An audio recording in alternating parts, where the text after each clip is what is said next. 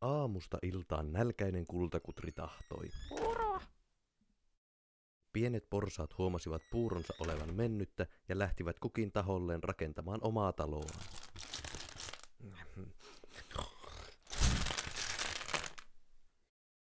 Päiväkävelyllään Tuhkimo eksyi liian syvälle metsään. Tapi olla. Suottapi olla. Puuroa! Meillä on. Puuroa! Ei kun mökillä. Puuro on loppu. Meillä jäi nälkä. Syvällä metsässä Hannu ja Kerttu löytyvät piparkakkutaloon. Eikä. Sus. Siellä painaa supi peheviä pikkupossuja.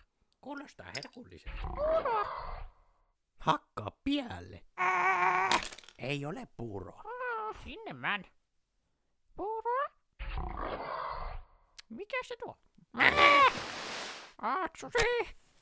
Laskenkin. Minäpä sukatan tämä. Pullo tullut. Saat toiveen. Tuolle toverit takaisin. Selvä.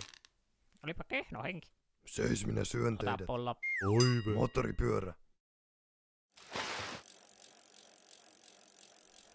Putoan. Ja niin he elivät onnellisina elämänsä loppuun asti.